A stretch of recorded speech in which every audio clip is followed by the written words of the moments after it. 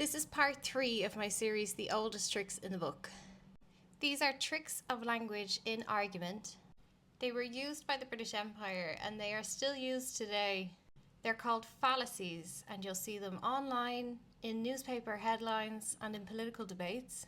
A fallacy is just an academic term for a weak or dishonest pattern in debate. Once you know them, you can see them, you can spot them, and you can refuse to engage with them, because they're how power keeps dodging real issues. Today we're looking at a red herring. This is part 3. Yesterday on my page I did a video about ad hominem. The day before we looked at the straw man. So what is a red herring? It's a distraction. Instead of answering the point, somebody tries to change the subject. The subject may look connected, but all this does is pull attention away from the real issue. Example, during the famine in India, critics raised the issue of Britain exporting grain and other crops while people in Bengal starved. The British never answered that directly.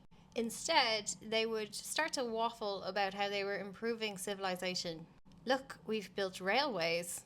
And while, yes, those projects were real, they were only being brought up to deflect from the fact that millions of people were starving under British policy. They also only built railroads so that they could move cargo out. Today, when NHS waiting times come up in conversation, you will see politicians immediately switch to talking about, oh, but our government has trained so many doctors. Or think about the economic growth. Even if those points are true in their own right, which it's a distraction in this context. A great example of a red herring is avocado toast. After the 2008 crash, house prices soared while wages stagnated. Instead of talking about the banks or the landlords or the shit government policy, media headlines kept blaming millennials for eating too much avocado toast. Stop wasting your money. That's a red herring.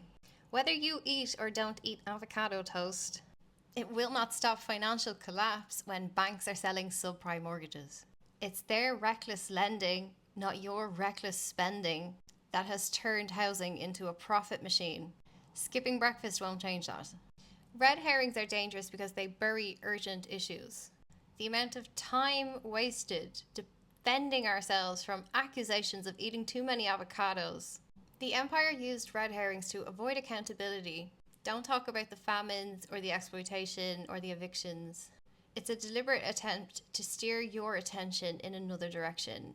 If you hear somebody pulling a red herring, remind them, that's not the issue we're here to discuss. Let's come back to the point. Or, you've changed the subject.